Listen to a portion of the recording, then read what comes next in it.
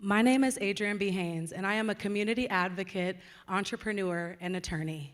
The truth is, 2020 isn't turning out like many of us envisioned that it would.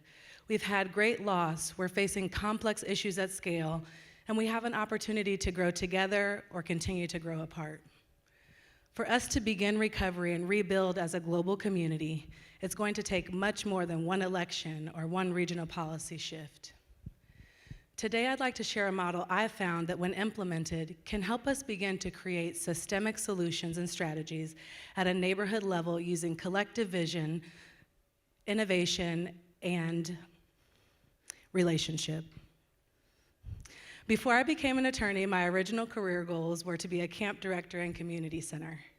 In college, I was fortunate to find Camp Kubugani, a residential camp that was focused on the development of skills and values such as respect and appreciation for diversity, communication and conflict resolution, and economic literacy for young women. The most memorable moments from camp came from the first and last days. On opening night, after everyone moved in, I had the privilege of helping welcome girls into our community and share our vision for how we wanted the next few weeks to look. Standing in a circle on the top field, we joined hands with girls from all over the world and shared with them. Ladies, we're here so that girls of varied backgrounds and ethnicities can spend time together and learn from each other. The best ways to develop friendship and trust are to work, live, and play together in a safe environment where there's space and grace to learn the skills that we need. The experience was going to be full of lessons and sometimes challenges, but that camp would help provide the tools and resources that we needed to reach our individual and collective potential. And finally, that we had an opportunity at camp to be our best selves and to be our most authentic selves and create and participate in the version of the world that we wanted to see. Now, of course, there is just something about the green grass, the air on your face, and a few days unplugged that can really bring out the best in any of us. You'd see the stress start to leave their faces, their shoulders relax, and their laughs get a little louder. Our girls were stepping up to leadership opportunities and really beginning those lifelong friendships. And by collecting under that common vision, we were able to have an operating standard. It gave us something to orient towards and helped us contribute to the whole. By the time we reached our closing circle, you could almost feel a palpable change.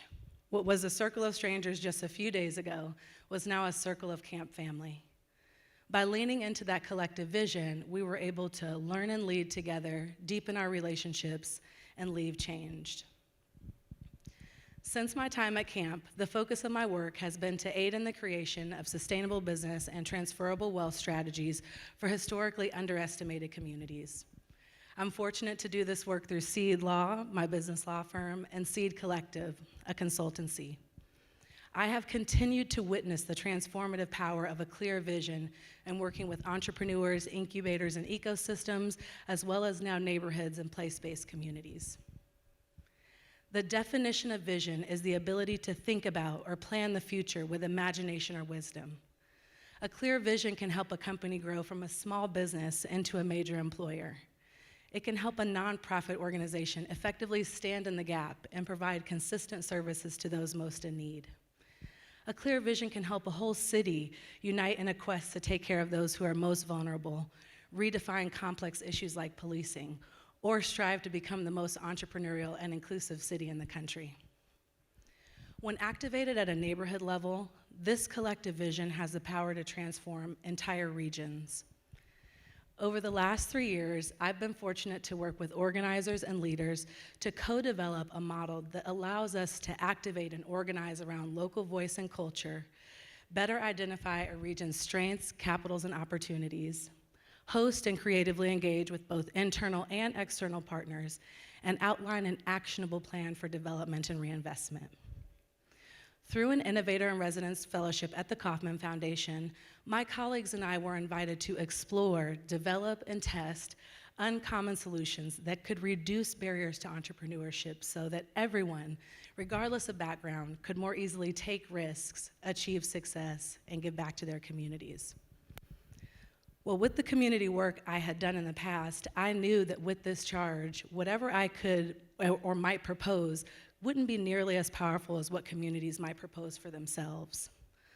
Author and investor Brad Feld reminds us of this in Startup Communities, where he reminds us that in order for an ecosystem to be successful long-term, the vision and the leadership must come from the community being served. And more importantly, he emphasizes a necessary commitment, a 20-year commitment every day to the execution of that vision and to the fruition of that work. I believe that the same wisdom applies to community and economic development strategies. And sometimes we miss this very critical element of local voice and leadership when we're making plans for our communities. Even innovation districts miss this. According to the Brookings Institute, an innovation district is a geographic region where anchor institutions such as banks, hospitals, or universities might partner in office in close proximity with startups, accelerators, and other corporate partners. The benefit of this collaboration includes things like economic activity for the region, procurement and job creation, contracting opportunities, job opportunities, and even revenue creation for the region.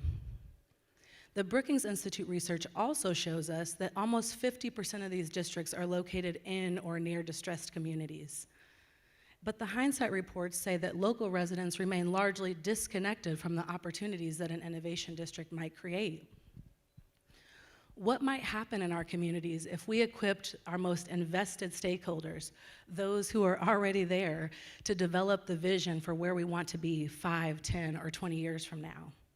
How much more impactful might a regional innovation strategy be? In pursuit of this curiosity, I've been fortunate to work with 3 communities to develop a community innovation model. Washington Wheatley, a neighborhood on the east side of Kansas City, along the Independence Avenue corridor in partnership with the Northeast Kansas City Chamber of Commerce and the Independence Avenue Community Improvement District, which is a region of about 7 neighborhoods and actually is the most diverse business district in the Kansas City area, with over 50 languages spoken in the schools and business owners representing countries from around the world. And finally, in partnership with the Groundwork Northeast Revitalization Group, a neighborhood business revitalization organization in Wyandotte County that is a collective of about 13 neighborhoods. Now, all 3 of these regions could be considered distressed by external parties. But when we work with existing residents and owners, we can mitigate the challenges that traditional innovation districts and these economic models face around inclusion and equity, and we can make sure that that 20-year commitment is made. If we can measure innovation by the strength and the depth of our relationships, the flow of capital, knowledge, and ideas, the mobility of talent, and the movement of goods and services, then this model in action has resulted in several key advances. First, it starts with residents and owners becoming neighbors and leaders. In each of these communities, we curated leadership teams comprised of those that work, live, own, play, or worship in that district.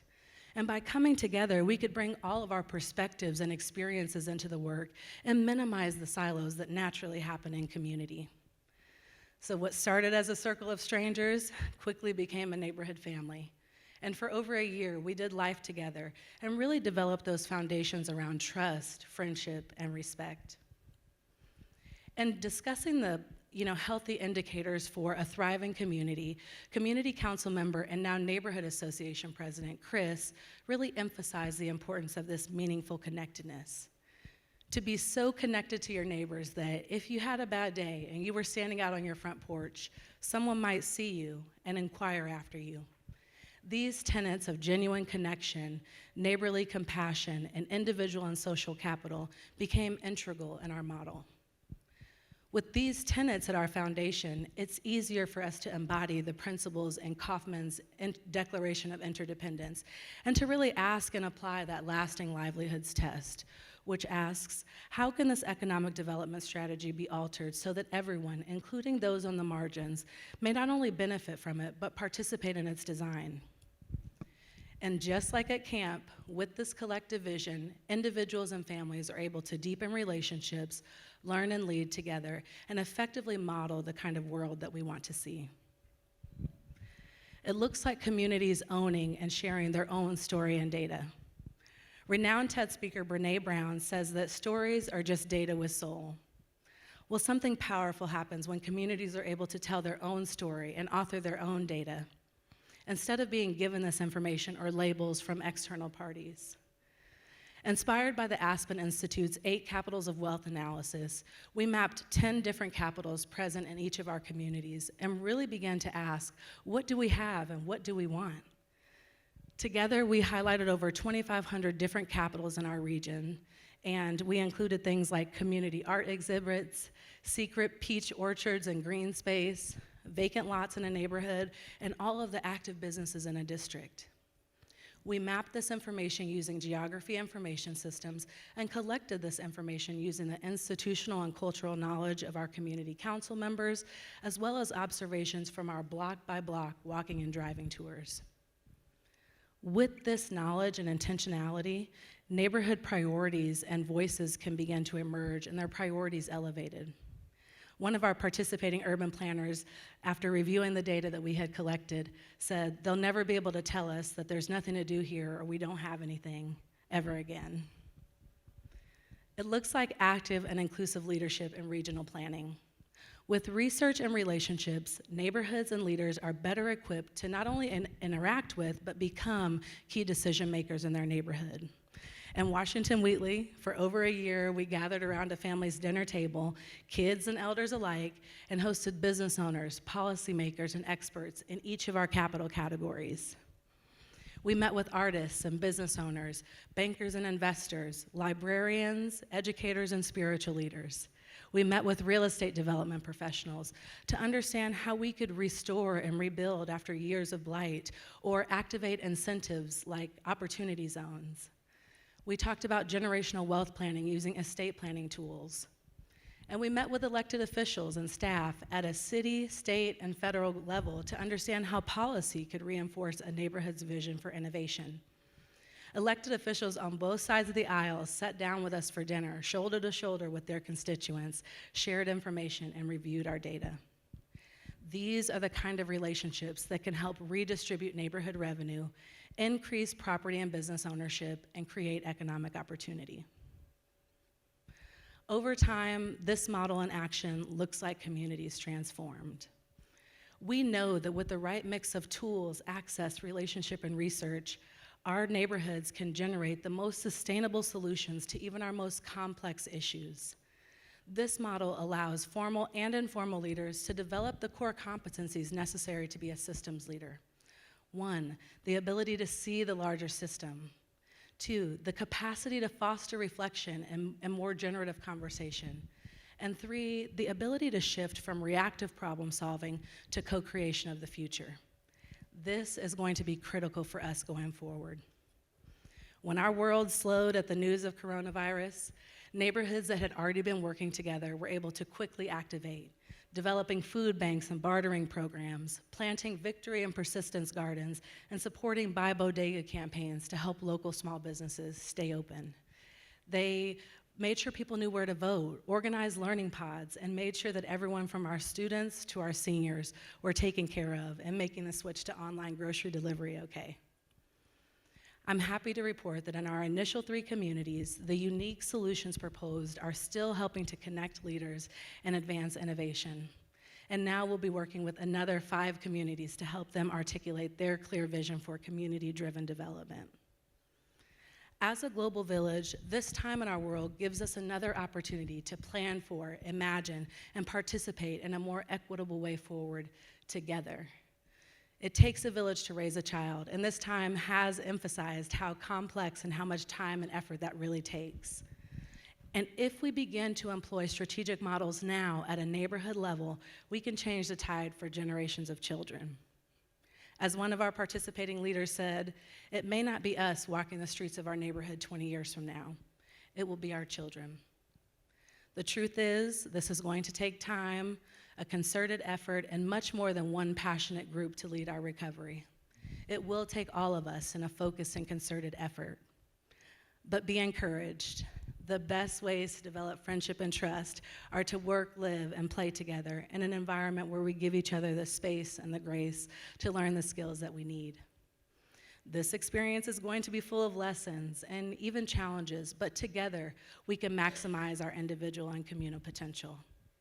And lastly, we are world changers, and we have an opportunity now to really model how we want to operate in the world and how we want our neighborhoods and communities to look. Where there is no vision, the people perish. But where there is a vision, the village can thrive. Thank you.